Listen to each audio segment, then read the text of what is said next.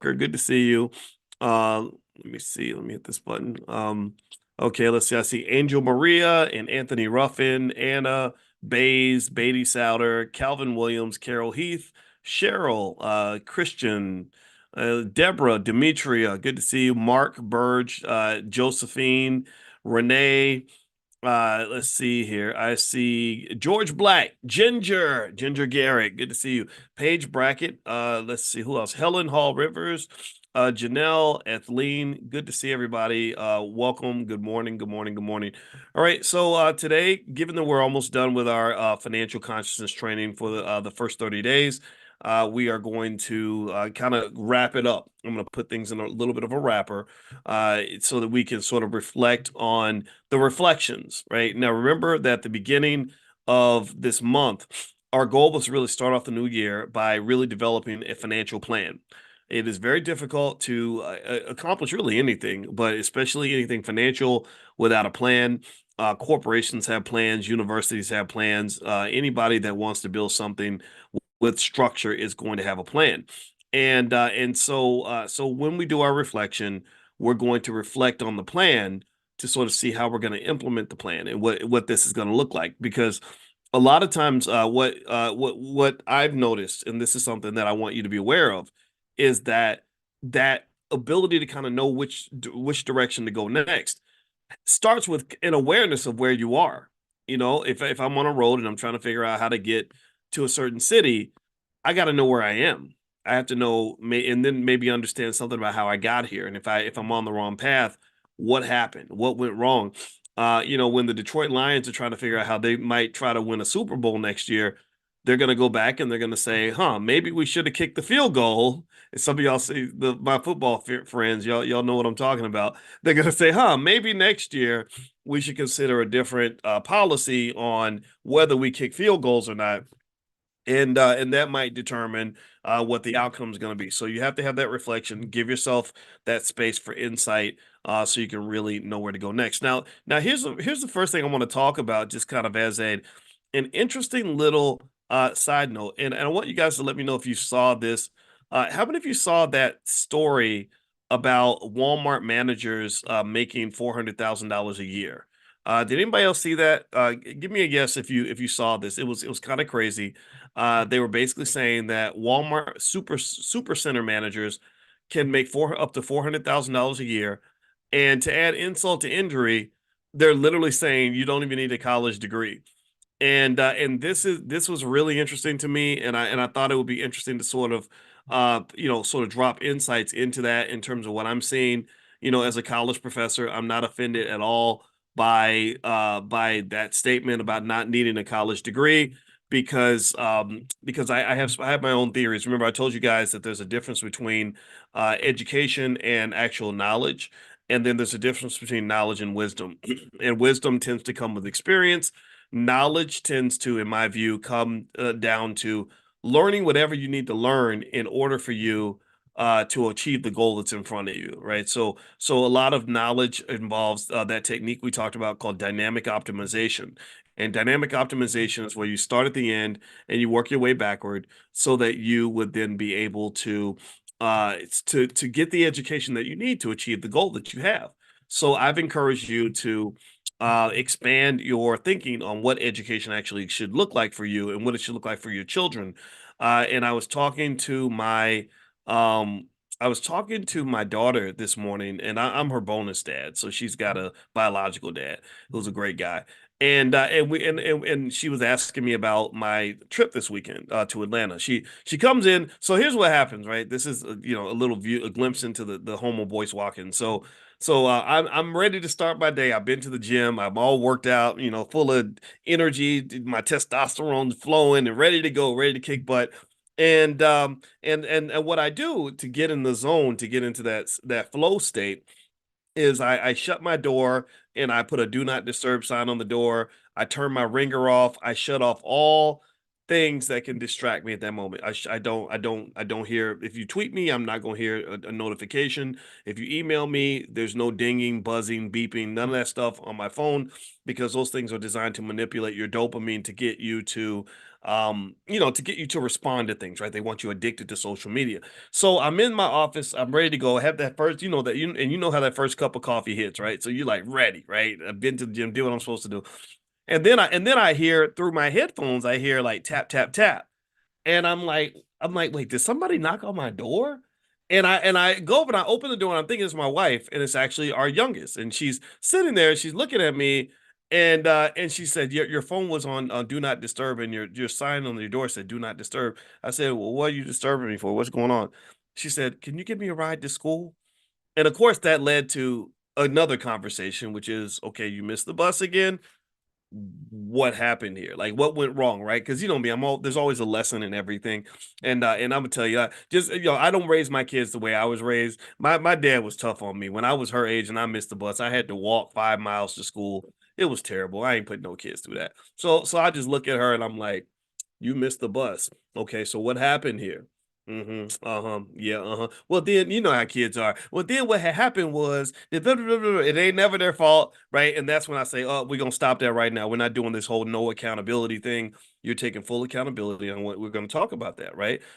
Preparation is the key to success. I've told you that. So we're driving and she was asking me, I promise we're gonna get to the Walmart thing, but y'all know me. I gotta lay it out so you can understand where it's coming from. So we're in the car and she's asking me about this weekend, because I'm like, okay, come on, boys, you need to, you can listen to your financial news in the car, and you haven't talked to her for a few days, so invest in your kids, right? So we're driving and talking, and she asked me about my speech that I gave this weekend in Atlanta. And in case you didn't know, I spoke at the event by Lamar Tyler, TSP Live. It's excellent, excellent networking, just a lot of fun, a lot of great people there. It's this big group of all these black entrepreneurs, and like at least like 30-40% of them are millionaires. And they're like regular people like you and I. They're not these bougie, wannabe white type black people. You know what I mean? Like they really are normal, good, decent human beings and wonderful people to hang out with. So I had a blast. So I told her about the speech, and I did a little bit of that training, how to make money without working, which by the way, if you go to boycewatkins.com, you can check it out. Or if you text the word stock to 87948, I'll send it to you as well. But I also sort of blended it in with some other stuff. And I said, well, actually, I also talked about you. Because I think that money matters when it comes to affecting the things that impact real life, right? So I said, yeah, I talked about you. She said, you did. I said, yeah, I put you on the screen, and I talked about our conversations about careers and what it means to have a career, what that should look like for you. I said, a lot of people, they miss out on a lot of the fun in life because they define themselves by a job.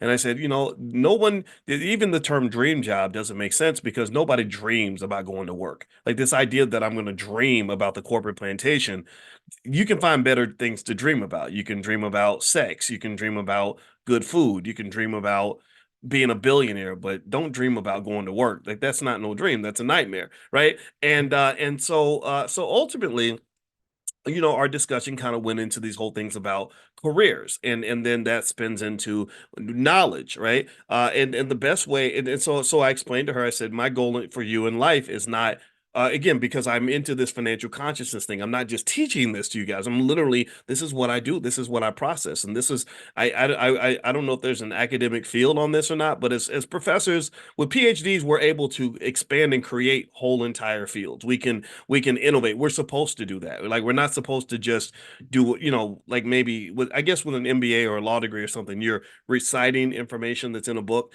As a professor, you're supposed to write the books. You're supposed to create the ideas. So my idea that I'm really encouraging you to consider is this idea of financial consciousness, financial awareness, and then linking that to other forms of your existence, those areas that money is a conductor that will help you get access to those things that matter to you more than money, right? So this ties back into this Walmart thing, right? So effectively, I say, yeah, you pick a career, and if you want to, and you get a job, and just you make enough money so that you can then get to the important things that actually should matter in life. A lot of people don't get past that. They just sort of, their whole purpose becomes defined by what they do every day, and this is an artifact of capitalism.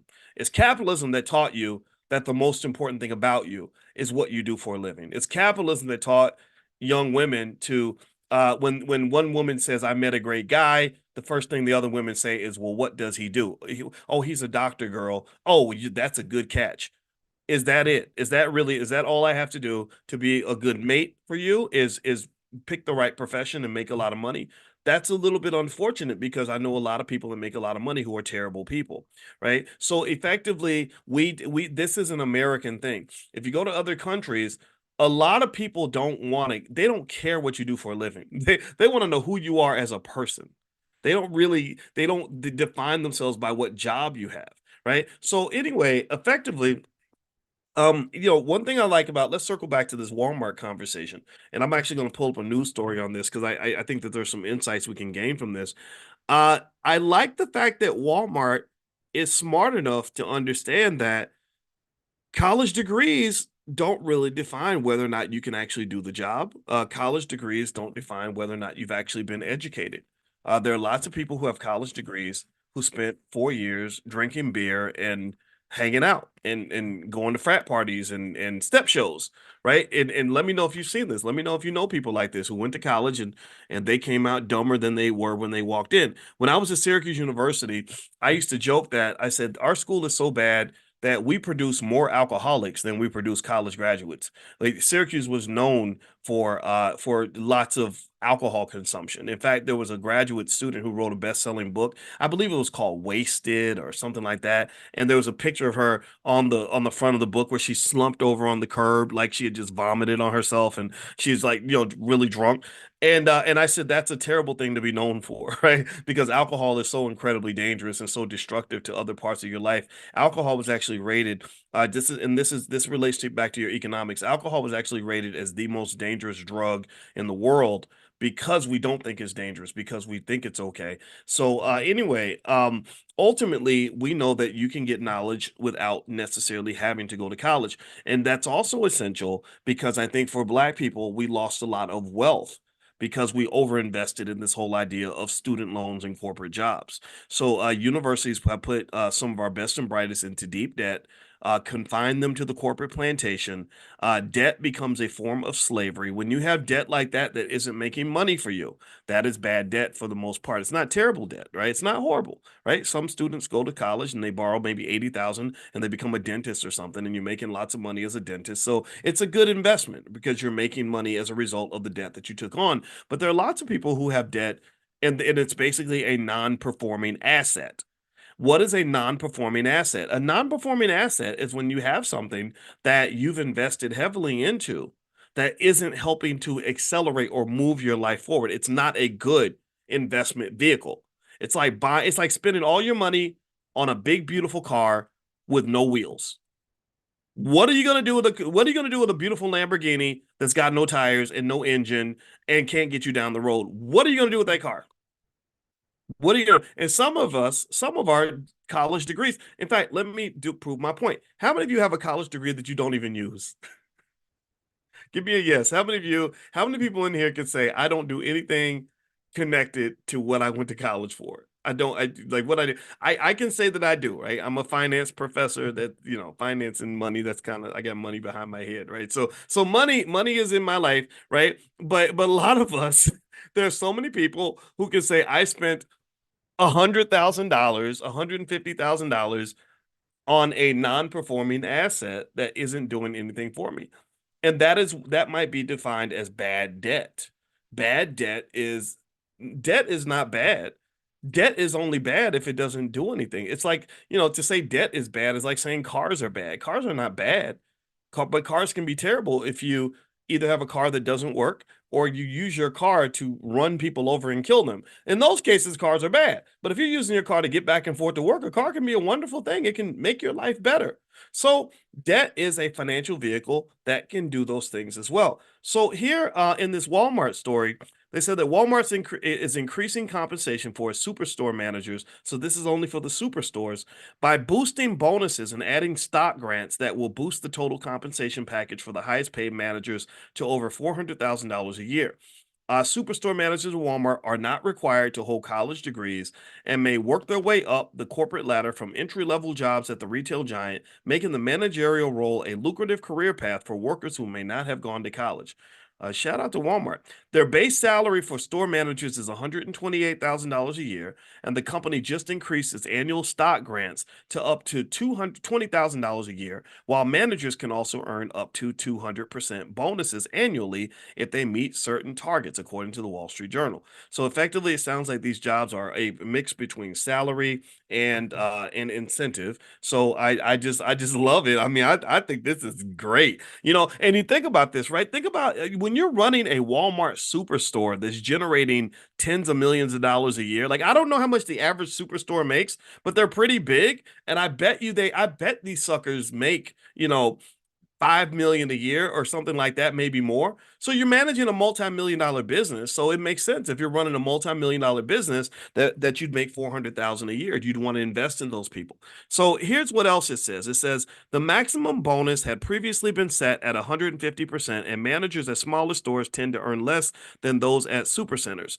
The journal's report said that Walmart US CEO John Furner explained the compensation was increased because the job has become more difficult with a greater number of e-commerce orders being fulfilled by stores, and that the stock grant makes it easier for them to think and act like owners because they are. He added that Walmart has stabilized turnover among the retail stores managers over the prior year, and that the company is keeping store managers in their location a bit longer.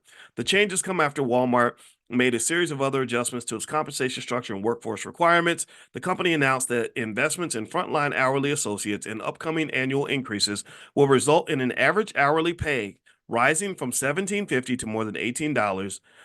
Let's see what else. They announced in September that it would drop the college degree requirement for some of the white collar roles at its corporate headquarters in Bentonville, Arkansas. The company announced it would lower the starting pay for personal shoppers and stockers, blah blah blah, et cetera, et cetera, et cetera. Okay, so good for Walmart. Shout out to them.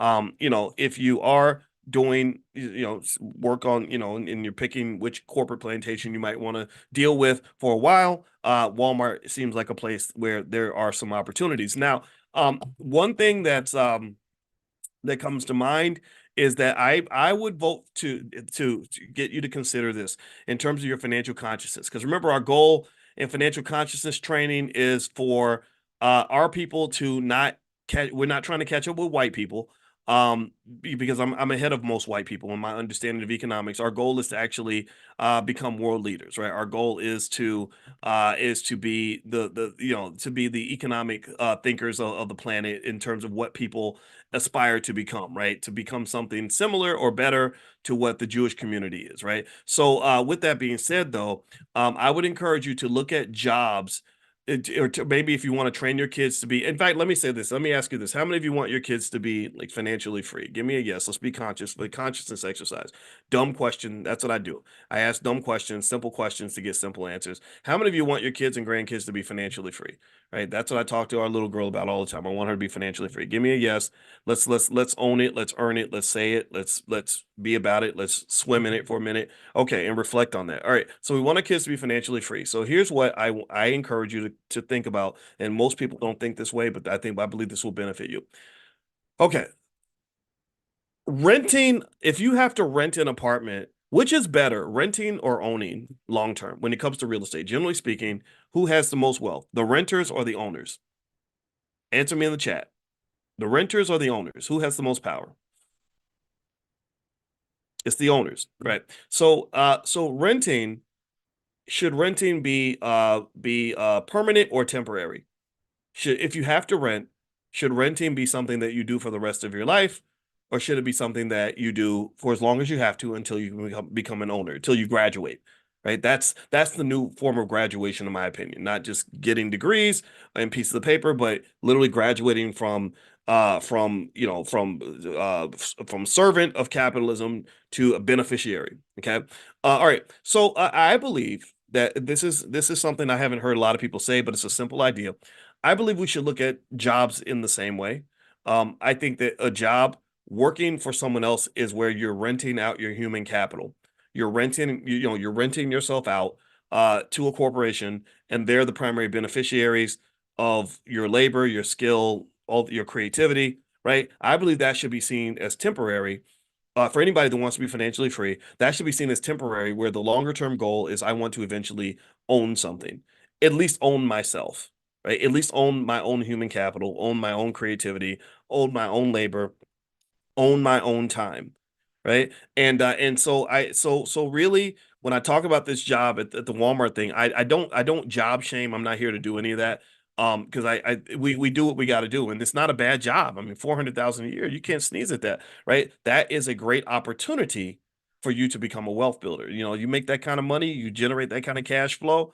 There's so many opportunities for you to build wealth, and the thing about income is in which should be an important part of your wealth building strategy. Income, you have, that ability to kind of make the income flow is critical, because income in itself doesn't mean a whole lot.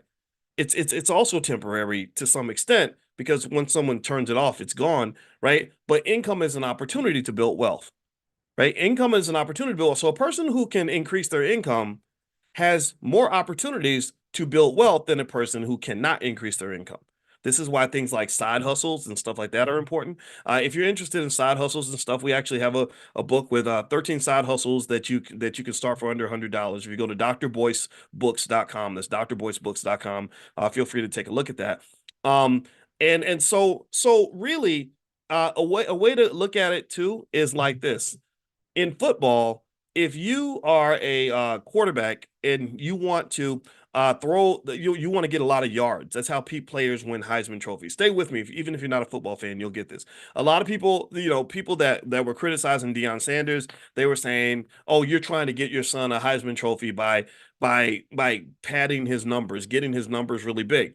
Well, how did he get his numbers big? Well, if you watch Colorado football, you'll notice they throw the ball a lot. They throw the ball a lot. Why would they do that? If that was the case, that Dion wants his son, which who wouldn't, want to rig the game in favor of their own kid, right? I'm not even mad at him about that. But he throws the ball a lot because he wants his son to have a lot of throwing yards. So in a way, income uh is an opportunity to build wealth, the same way that throwing the ball is an opportunity to get yardage down the field. However, this is where I want you to pay attention. Throwing the ball does not guarantee that you're going to get yardage. Throwing the ball does not guarantee that you're going to go down the field. If you throw the ball, if you want to get down the field, somebody has to catch the damn thing. Go ask the Detroit Lions, where the ball bounced off the guy's face mask and the other guy caught it. That was the craziest play I'd ever seen. Right. So if nobody catches the ball, then it doesn't matter how many times you can throw it a billion times and you won't get any yards. But if you can catch the ball when you throw it, then what's happened is you've turned an opportunity into a realization. You've turned potential into an outcome. You've turned a flow into a stock. You've turned the opportunity for wealth into actual wealth. Okay. And so to some extent, that ability to increase your income is important. This is why these $400,000 jobs running Walmart supercenters can be amazing. But you must always think, okay, the income, the job, all that, that's temporary, because the goal is to get the long-term thing. Just like dating, when some people say, well, that's been my girlfriend for the last 38 years. Well, some people would say, well, that's a problem, because the reason that someone is your girlfriend or your boyfriend is because you're supposed to have some destination after that called marriage or whatever. But I'm not judging. I know a lot of people don't get married, and it's complex, right? But the point is to say, you have to always ask yourself, what is the goal? Where are we going with this? What's happening here? And a lot of times, what happens is that when I've discussed economic maturity in our community in terms of things we got to work on, is that sometimes we get stuck in that economic purgatory of income, or the economic purgatory of labor, or the economic purgatory of renting, and we don't graduate to actual ownership or control, or actually going beyond income and really focusing on wealth. That's how you take the whole conversation full circle. Okay. I hope that makes sense. I know I said a lot, but I hope that was worth it. Now, just a reminder, you guys know that we're going to start our next leg of financial consciousness training starting on the 1st of February. We're going to go through my book called The 10 Commandments of Black Economic Power. It's around here somewhere. It's an Amazon bestseller, so I know you guys love it. A lot of you already have it. I have 120 slides of detailed breakdowns of all the concepts in this book. This book is not like any book you'll ever read anywhere else, because about 80% of the theories in this book are things we put together in the Black Business School specifically to address the wealth issue in the Black community. Every single model damn near came from us. Yeah, I don't, I know enough. I don't have to go take stuff from other places. This is stuff that we put together, and we did it specifically for the community. Our goal is to be almost like economic surgeons when it comes to Black wealth surgeons, because we believe that in order for us to solve this wealth problem, we've got to have our smartest, best, and brightest that are able to focus on this issue. Now, some of you ordered. I know I talked to Anna and Nicole who are shipping out. Remember, Anna? Actually, that's funny. Anna Nicole. Remember Anna Nicole Smith, that lady? I just thought about that. Anyway, so Anna and Nicole are running the Shopify store. They're the ones who are shipping out our e-commerce. They're literally in the other room. And we made sure we had plenty of the books. We sold down pretty quickly. But and Anna, from what I checked, I believe she shipped out almost everybody's stuff. It may take a couple of days to get there. If it does not arrive on time and you have one, then we can arrange to get you a digital copy, or you can just come to class and just, you can just follow the slides that way. Everyone who buys a copy of the book, though, will get access to the live training. So you can come live to the trainings just like this, and into the private Zoom, and get access to the private community that we're putting together on B1 Nation, which is specifically for the students that are in the financial consciousness training.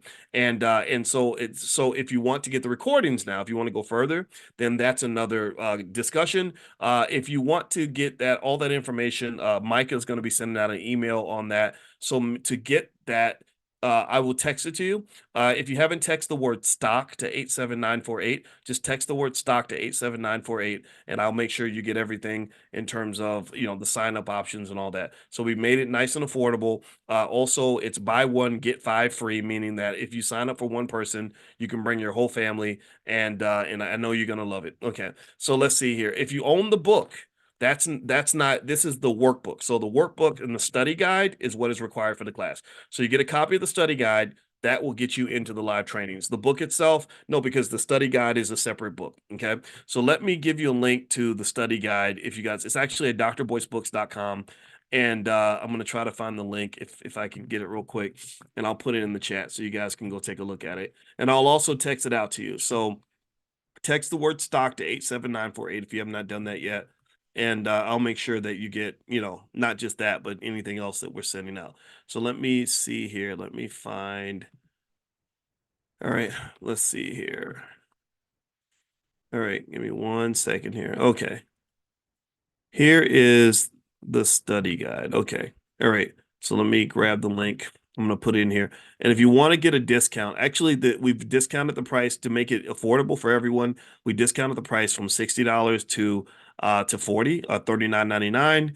And then also, if you want another 30% off, just use the code word book club. The code word book club will get you another 30% off in addition to the discount that's already there. So we literally did everything that we could to make it as affordable as possible, because I really want to have a lot of people in that class, because I just really like talking to you, and I really think this is something that can really change a lot of families, right? So our goal is to, make enough money where we can run the Black Business School and pay the staff and everything else, but then also to serve you in the best way we can. And also, we're bringing in, we added a new member to our Black Financial Therapy Department. As you guys know, we have the first ever Black Financial Therapy Department in the Black Business School. We're working with a lot of therapists. My wife is sitting with several therapists this weekend, and they were talking specifically about financial psychology and the mental health issues that stop us from being able to fulfill our potential. And one person that we're going to bring in is a woman named Asia Kirkendall. And Asia, actually, she's going to be my guest tomorrow. I'm going to bring her in tomorrow, and she does something called quantum wealth theory. And all quantum wealth theory does, for the most part, is in an amazing, in an awesome way, is she literally breaks down everything that happens inside your brain when you spend money, why how hard it is to form economic habits, what you can do to overcome that. It's really, really good stuff. I met Asia in Atlanta, so she agreed to come into class on Wednesday. So I'm going to bring her in, and you can Google if you want to. It's called Quantum Wealth Theory. It's absolutely amazing.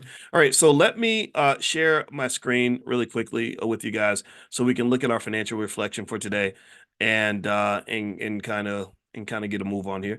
All right, so here is the reflection. Okay, so this is all about this class and what you've sort of learned during this time. Okay, so basically what I want you to reflect on is what are your reflections on these 30 days? What do you think about the lessons? How has this improved your life? If so, how?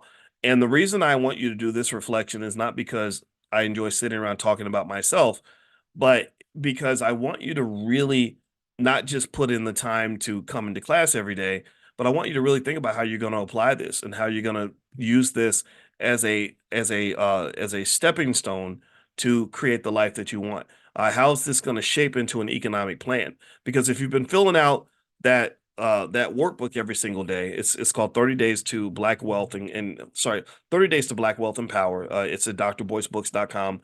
What you've been doing is you've been laying out an economic plan. That's how I designed the questions for you to really understand all the different things that affect your economic outcomes, all the ways of thinking, all the cultural habits, all of the challenges that you faced and how you overcame them, or old ways of thinking. So now I think you're ready to move forward. And then next month, I mean, we'll go deeper when we go into the Ten Commandments. When you walk out of it, first of all, if you walk out of here and you've been here every day, you're already ahead of 80-90% of all people. You already are. I guarantee it. This is heavy stuff. But then when you do next month, you're gonna go to outer space, because I don't think, and I'm really, and I humbly even submit, even I don't even think people like the Marcus Garveys, and even I love Dr. Claude Anderson. I don't think they got a chance to really explore these concepts on this level in this particular way, specifically in relation to what our people are working through. They were brilliant in their own way, of course. They're amazing people.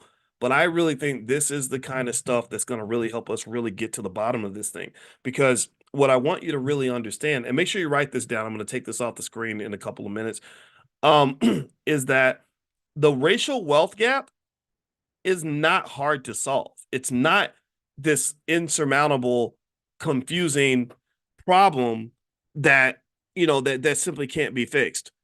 It's you we've been trained to believe that it is. We've been trained to believe that there's some sort of inherent advantage that comes with whiteness that stops black people from being able to compete. And that's just simply not true.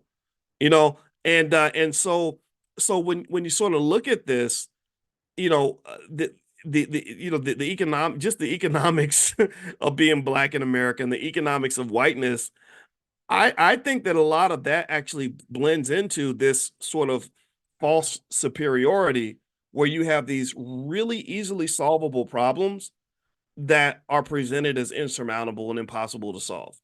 Um, in fact, let me give you a real life example. I'm gonna take this slide down, okay?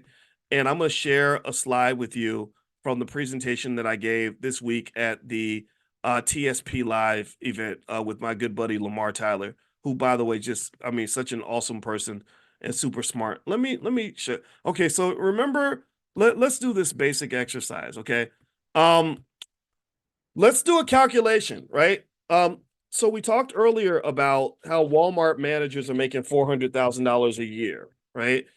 So if I make 400,000 a year, let's assume Uncle Sam takes 150K of that every year, and I have 250K per year. Okay, so how much would that be per month? That'd be about 20K per month, and then let's say that's 5K per week. Okay, so write that number down, $5,000 a week. All right. Okay. So this gives you a creative way to kind of look at this.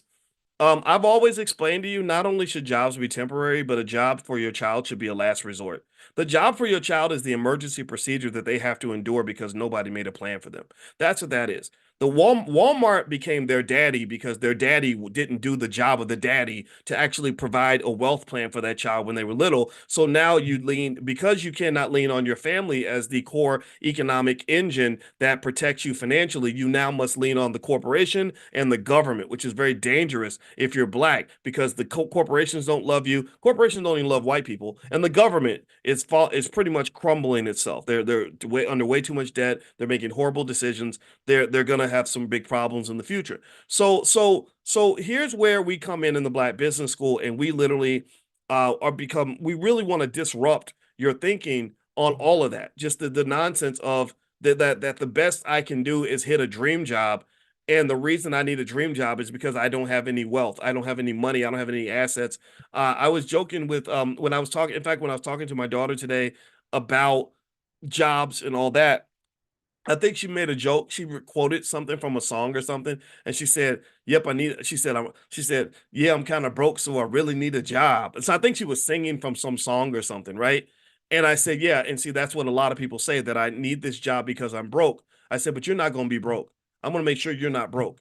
Because I'm not going to have you go through life from a position of desperation. I'm not going to have you go through life where in a position where you have to sell yourself and we're trafficking you to corporations because nobody had a plan for you. Just under best believe we got a whole plan for you. So one of the plans that we've talked about, remember, a lot of people complain, but very few people have a plan.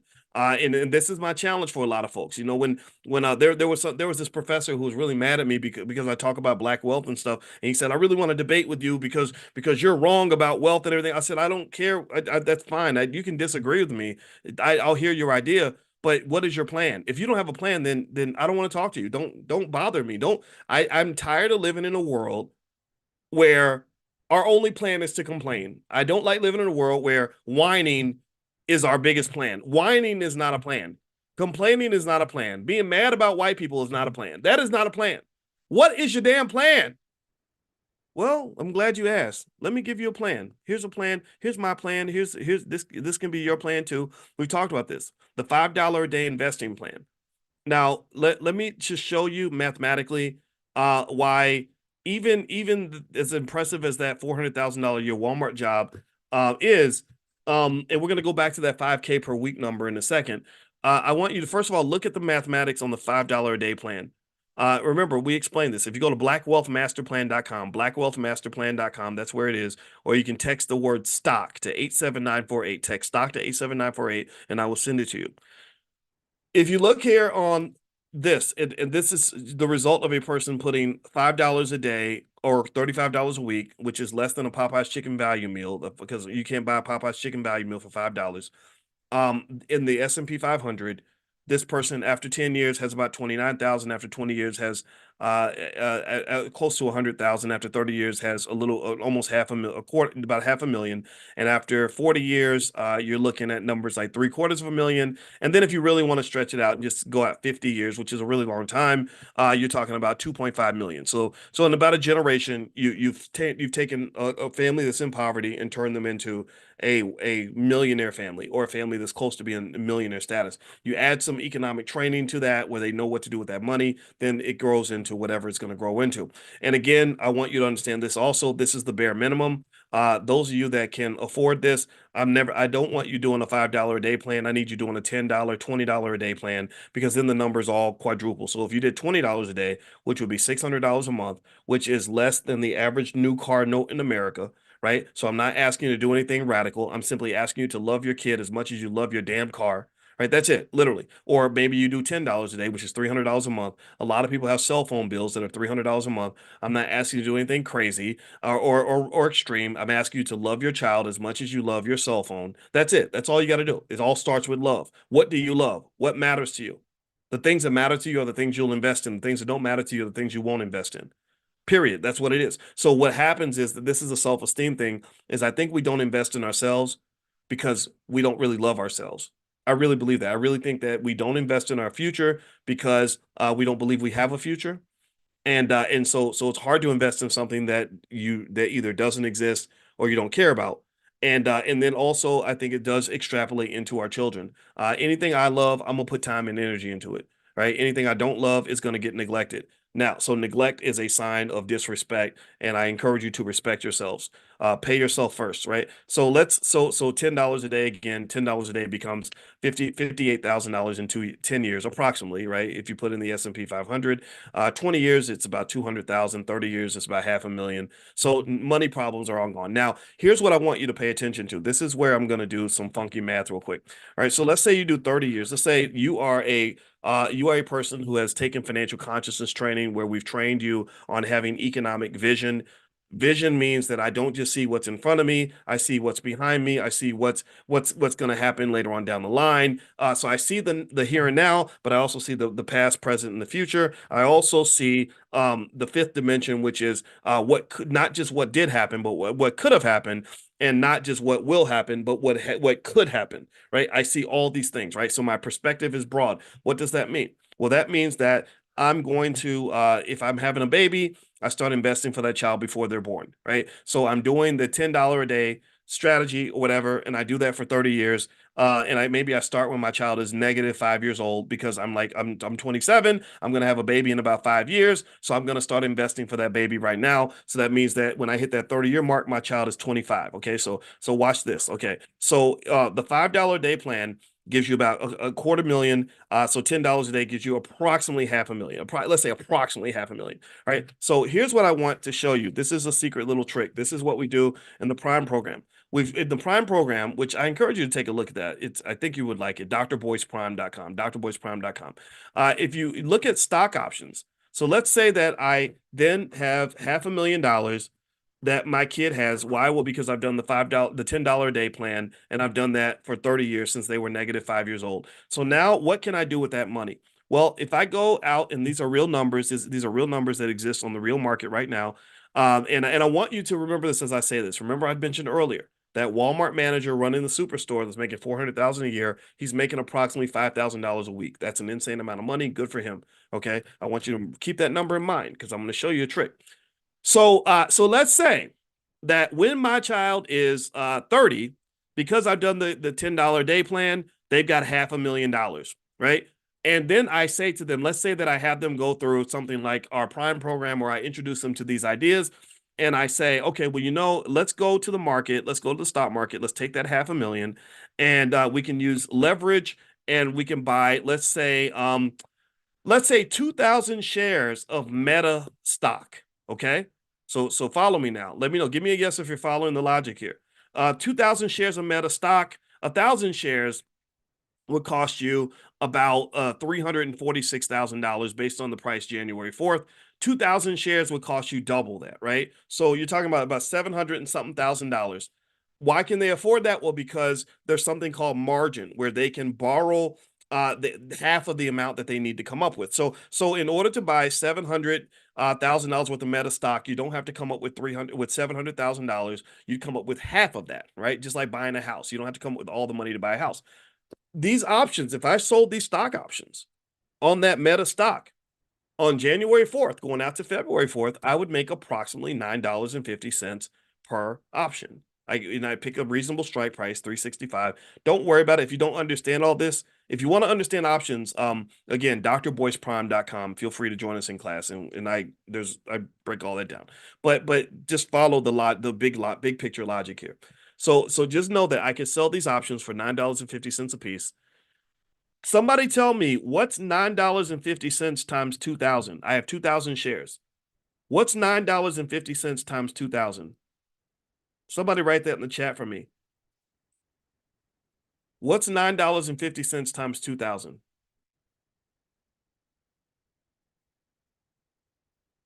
Answer in the chat. $19,000. $19,000. So my kid, yeah, I could train them to go become a superstore manager at Walmart and have them work 60 hours a week or whatever, because I'm sure it's a stressful job. Or I can just give them a capital base so they don't need to depend on Walmart to give them something that I could easily give them as their parent, right? $19,000 a month, and that's money without working. There is no applying at Walmart. There is no competing to get the job. There's no, oh my God, they promoted me to become the manager of the superstore. It's taken me 20 years to get here. There is no like, oh, I got to pay my dues for another decade, or I got to deal with a bunch of toothless hillbillies who call me the N word. There's no like, I got to get up every morning and spend most of my life at this job. There's none of that. There's simply because my dad or my mom thought about me way back in 2023, I have this capital base, and I can, if I want to get $5,000 a week. $19,000 a month divided by four is a little bit less than $5,000 a week, right? That's why I wanted you to write that number down because that's about how much those wall, and that's the top of the food chain. These are the superstore managers who are the best of the best. These are the ones running the biggest stores who've had the most experience. I bet a lot of them are 45, 50 years old. Okay. So this is not what you're going to make when you go work at Walmart or most corporations. But this is literally an amount of money. Some of you are in the Prime program. Some of you have seen this. You've seen this directly. So what I want you to just understand is that when you invest, it opens up a wide variety of economic options that give you access to the rest of your life. It's bigger than the money. The money is the money is just a byproduct. The money is just a tool. The big win is that it opens up the rest of your life. And instead of spending all your spare time in a Walmart trying to become a superstore manager, you're spending time with your kids so you can raise healthy human beings. You're spending time with yourself so you can find out what makes you happy. You're spending time at the gym. You're sleeping in every day. You're around people that you want to be around. You're working on the family business. You're pursuing your passion. And so when I was talking to my daughter today, I said, "Look, I have so much admiration for you and your friends in the drama club, because you have a purpose." I said, "Most people don't have a purpose." She said, I wonder what regular people talk about. All we do is we talk about, whether or not a musical on the screen is as good as a musical on stage. And I said, no, on stage is much harder because you can't you can't just do multiple cuts. You got to do it right every time, right? And she said, yeah, that's what I was thinking. And she said, what do regular people talk about? I don't even know. I said, well, that's okay. I don't want you to be a regular person. Because I don't think that America is designed for regular people to have good, happy lives. So I don't want anybody in here to be regular. That's it. Let's start. Let's just start with that. I don't want you to be a regular. I don't want you to be regular. I want your kids. I don't want you to raise regular kids.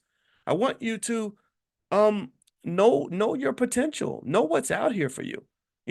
Just know what's available if you have a plan. I just laid out for you. Literally, if someone just listened to the last 10 minutes that what we talked about and executed that solves so many financial problems. It's ridiculous. Just that little thing. Just that little thing we just did. So long story short, um, I thought it was cool to talk about the Walmart thing, but my goal was not to talk about it the way everybody else is going to talk about it. It's a great job, sure. My goal is to get my kids out of a job. Like I don't want them working for anybody except for the family business. I don't want them serving these white supremacist institutions. You know how that is. You know how it works. And in order to do that, though, you have to have a plan. So that's my reflection for you today. That's what I'm going to leave you with before we go, is what is your plan? What is your plan? And speaking of plan, we're actually going to do our portfolio power play in a minute. What I'll do is I'm gonna give you guys the link if you want to just hop right over and join us for that. We're gonna talk strictly about stocks. That's where we talk about stocks. So this is financial consciousness stuff. On Tuesdays, as you guys know, we talk about stocks. Also on Wednesday nights, we do Powernomics training at 8:30 p.m. Eastern. That's completely free. I hope you'll bring your family. That's where literally we're reading all of Dr. Claude Anderson's books, page by page. And then I guess when we get done with all of Dr. Anderson's books, we'll have to find something else to read. But that's what we've been doing for the last probably 4 years now. So let me give you guys the link to join the Portfolio Power Play if you'd like to pop in and join us for that. So anyway, the other thing too I want to mention is if you want to join the next stage of consciousness training, just go to drboycebooks.com and get a copy of the study guide for the 10 Commandments of Black Economic Power. I shared that link with you guys earlier. I will share it again so you guys can go and grab it. Anybody who gets the book can join the live sessions. If you want the recordings, we're going to send a link out where you can sign up and get the recordings and everything. If you want to do that, there's a small fee with that, but it's not much. And so here's the link to the study guide. So go get a copy of your study guide. You'll get that Zoom link to join the consciousness training that starts on February 1st. We have one more day of this training from the 30 days to Black Wealth and Power. If you miss those 30 days, if you're seeing it and you're saying, gosh, I wish I could go through it all, just go to drboyceelevate.com. That's drboyceelevate.com. And that's where you can get the whole 30-day training. You can send your kids through it. In fact, might be a fun thing to do is tell one of your kids, if you really want them to get on the straight and narrow, maybe say, look, I'll give you $40 if you go through this whole training, right? And because the thing is, and I hope I've convinced you of this, that when you expose your young people to these ideas, it really puts them on a whole different trajectory. It takes them to a whole nother level. They see economics in a whole different way. And that's where I want us to see the world. I want us to see the world from an abundance mindset, because there's so much work to convince us to see the world from a scarcity mindset. We're convinced to only get upset about what's not available as opposed to thinking about all the things that are available. That's where all that crabs in a barrel stuff comes from, because they have us in here fighting for scraps, fighting for crumbs. And let me just tell you, I was at this TSP Live conference that I spoke at this weekend. That, I kid you not, 30-40% of those black people in that room are millionaires.